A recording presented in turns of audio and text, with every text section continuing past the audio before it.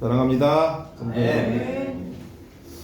우리가 이 살면서 이 겸손은 꼭 뭐 이 사회생활에서나 또 직장에서나 가정에서나 이 겸손을 주제로 해서 나는 겸손하다고 생각하는 사람들이 많이 있을 겁니다. 근데 이 겸손한 마음이 이게 나이가 먹으면 올수록 그 겸손이 이 도태되는 경우가 많아요. 이게 우리가 화장실에 갈 때 처음에는 냄새가 나지만 오래 있으면 그 냄새를 자각하지 못하지 않습니까? 이 나이가 먹으면 본인이 겸손하지 못하다는 걸 본인이 못 느끼게 하고 있습니다. 우리가 교회에서 생활할 때도 그래요. 내가 어느 정도 교회 신앙 생활을 했으면 내가 교회에서 할 만큼 해봤다라고 생각하는 사람들이 있어요.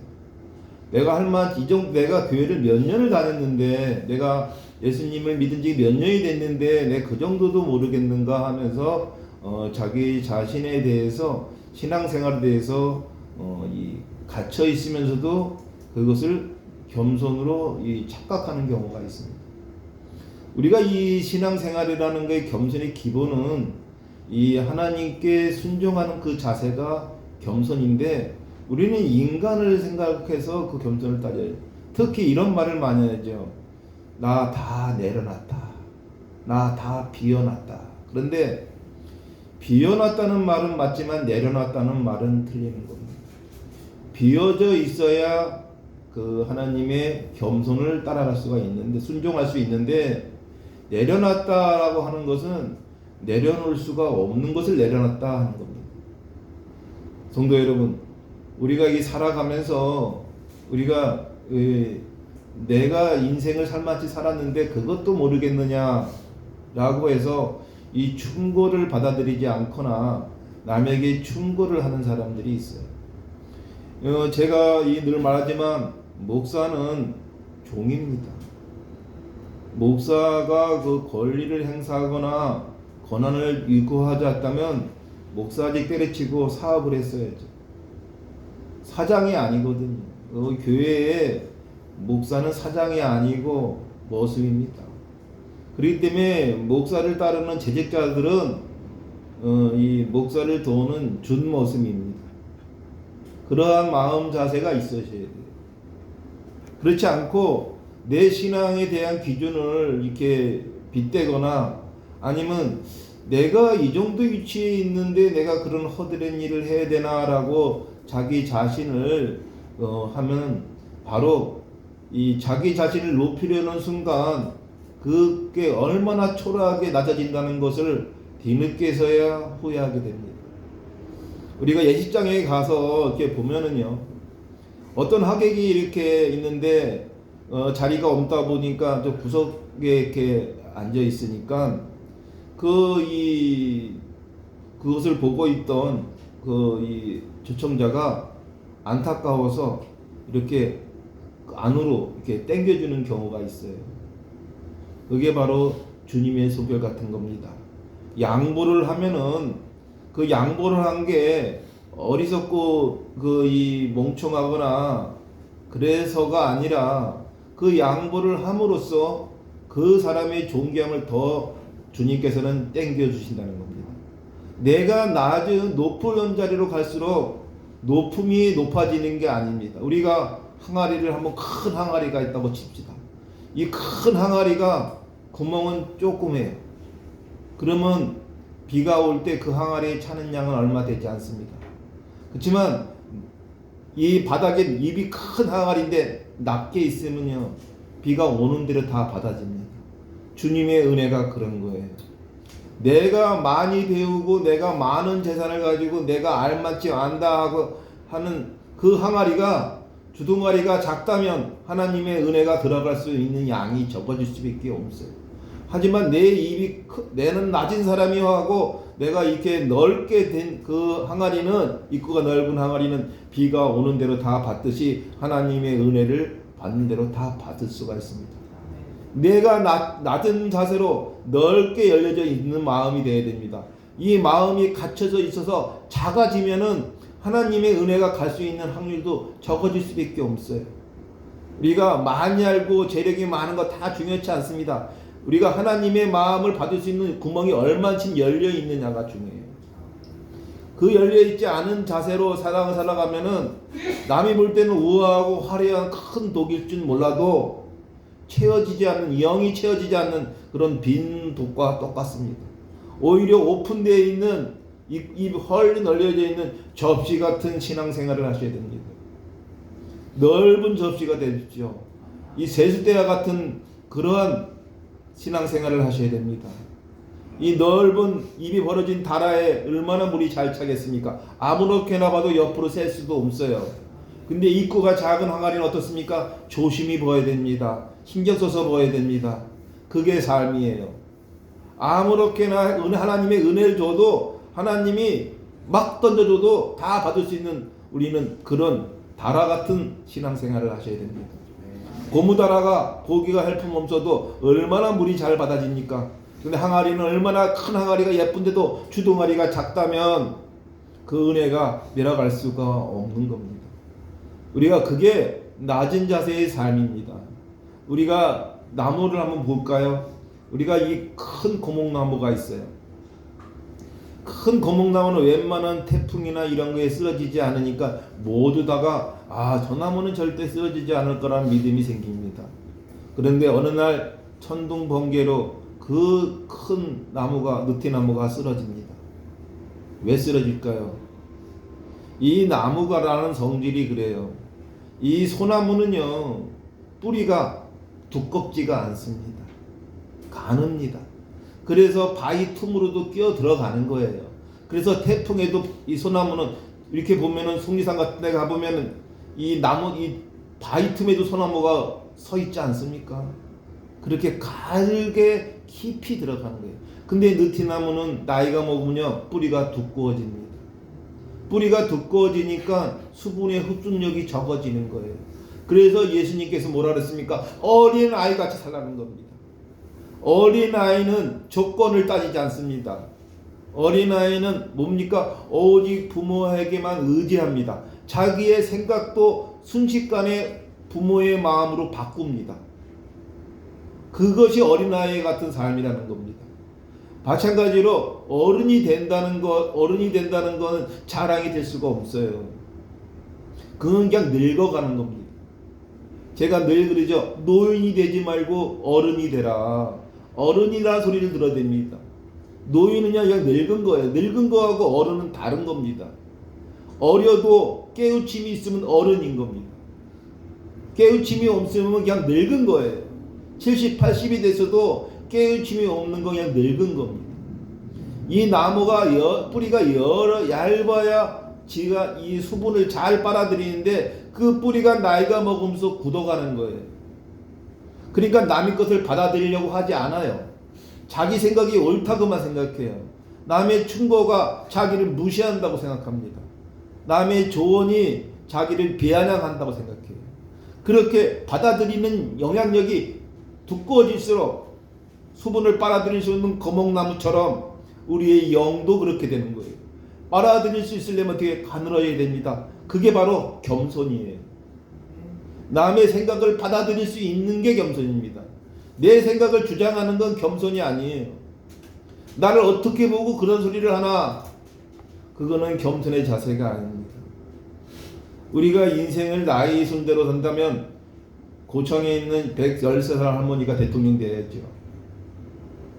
우리가 학력순으로 하면 서울대 거 정치학 박사가 대통령 돼야 되죠.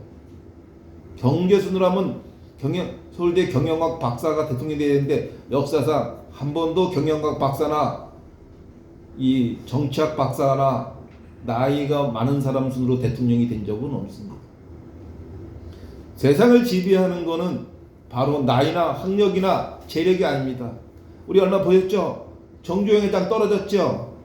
대통령 나와 떨어졌어. 그 양반이 후보 중에서 감히 비교할 재력이 비교되는 후보가 있었나요? 안 되지 않습니까? 역사상으로 이 재력이나 학력으로나 이런 거로 이 지도자를 뽑는 게 아닙니다.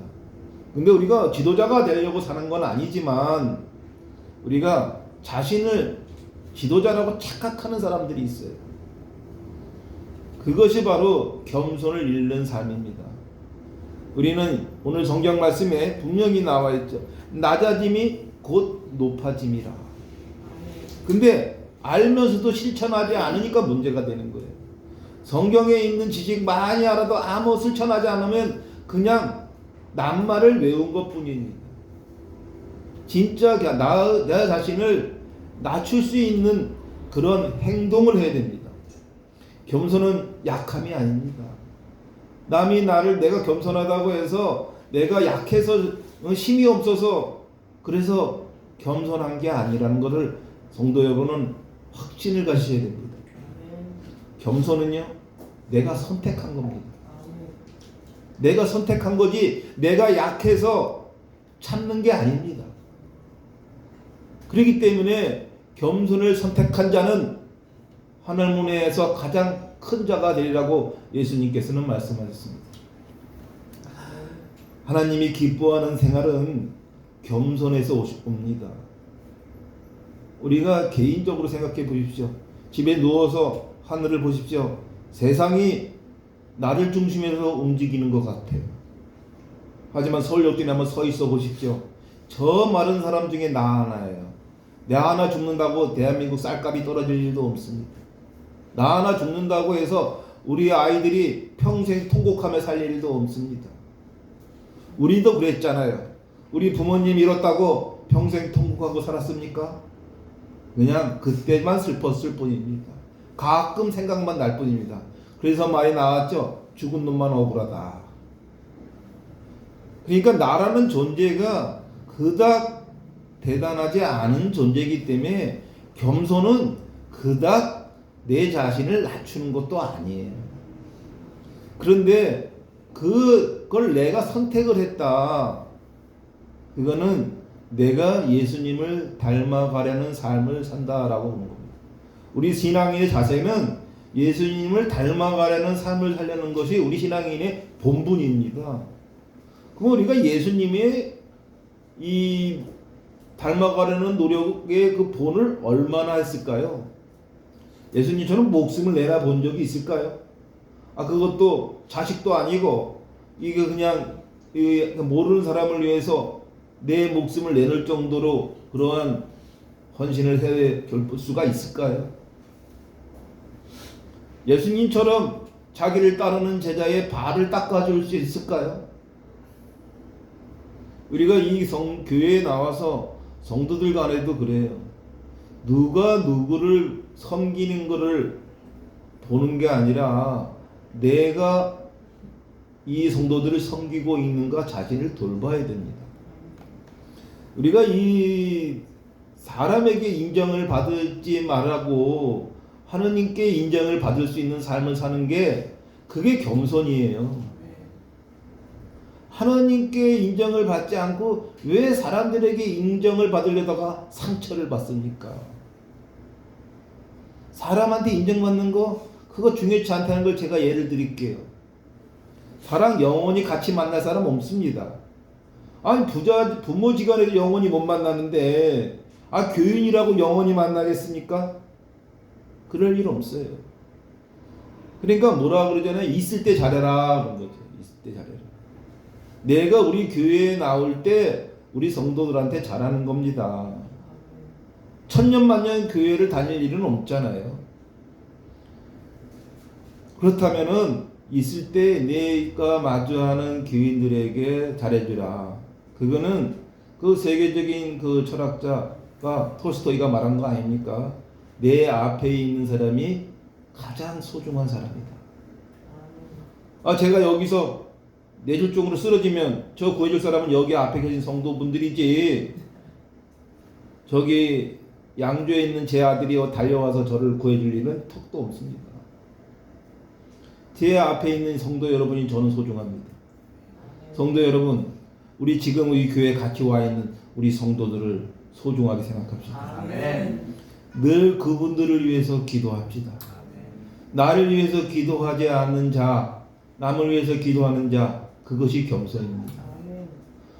우리가 기복신앙 해서 기복신앙의 모터가 된 우리 이 신앙생활 중에서도 그 기복이 나를 위한 기복이는 1이 된다면 남을 위한 기도는 이 2배가 됩니다.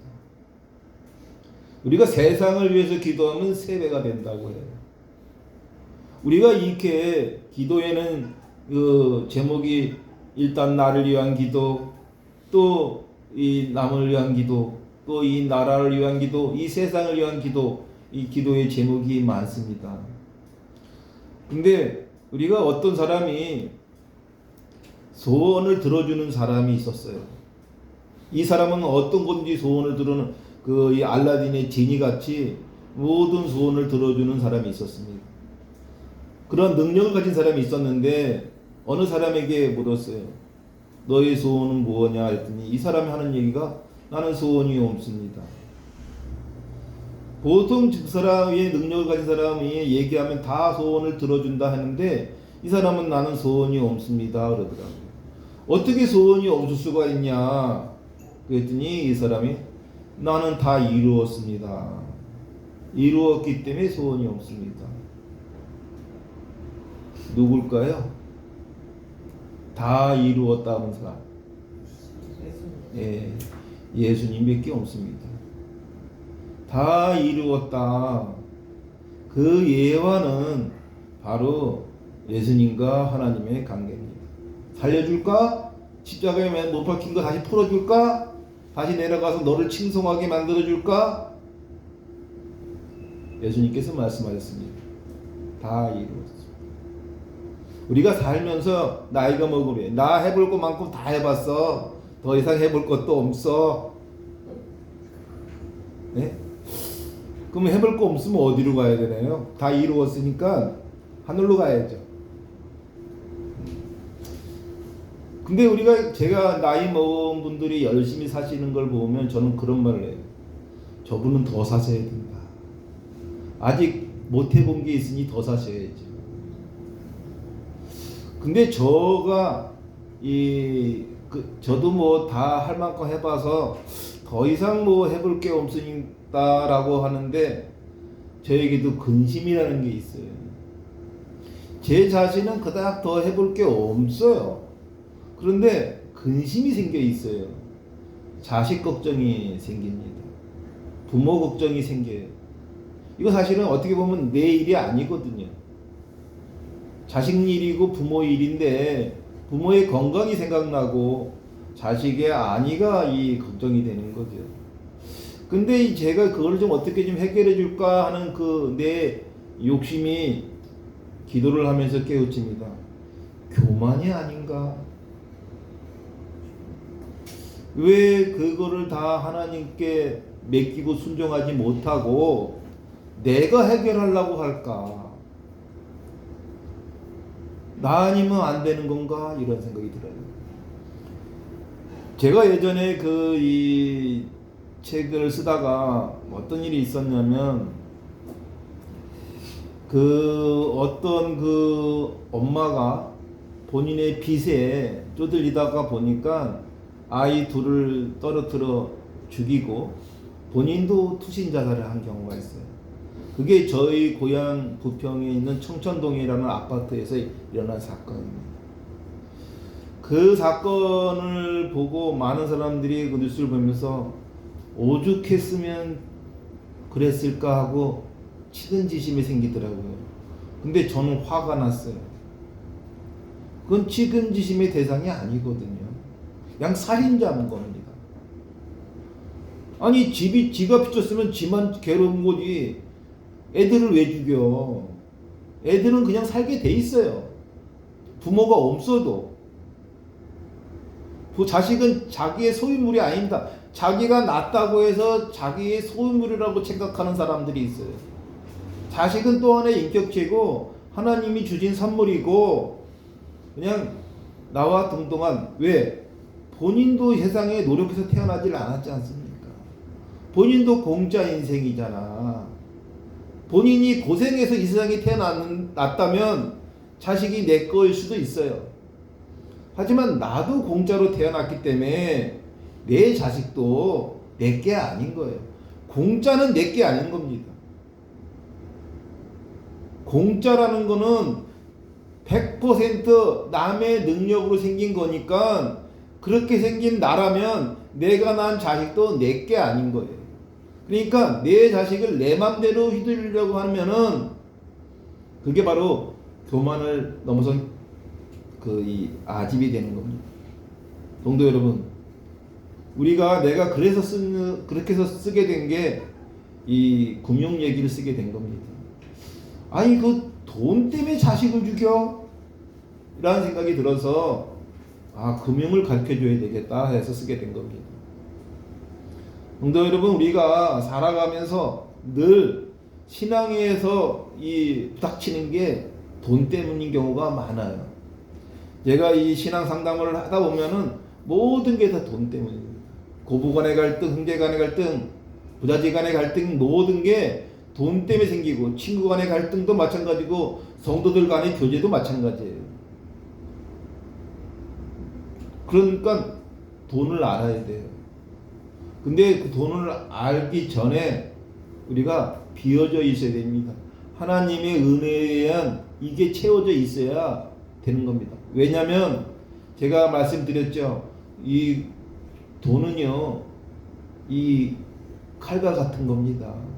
잘 쓰면 세상을 이롭게 하지만 나쁘게 쓰면 세상을 흉악하게도 만드는 게 돈이고, 노력하지 않고 탐하는 것은 본인을 멸망시키는 도구가 되기도 합니다. 노력해서 정당히 얻은 대가가 세상에 넓은 보험이 된다는 것은 우리가 그 큰 부자들의 행동을 보면 알지 않습니까? 빌 게이츠는 거의 전 재산을 이 사회에 내놨습니다. 그래서 이런 말도 있죠. 살아있는 예수라고도 그럽니다. 빌 게이츠를. 수백조 원을 세상에 내놓을 수가 있을까요? 우리는 단돈 몇십만 원, 몇백만 원도 벌벌 떨지 않습니까?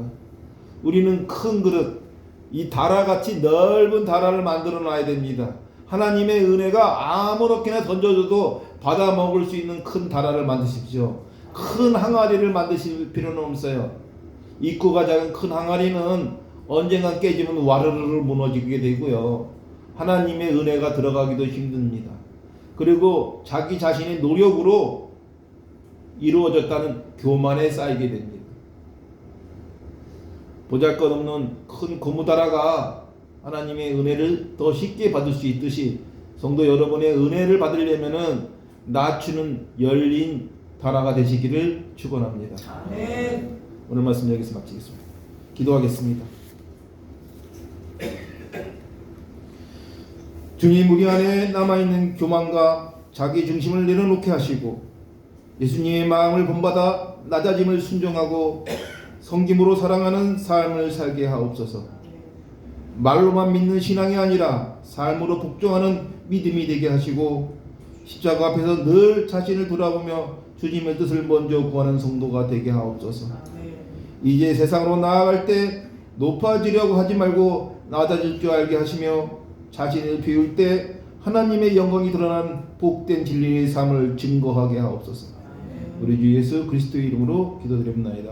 아멘.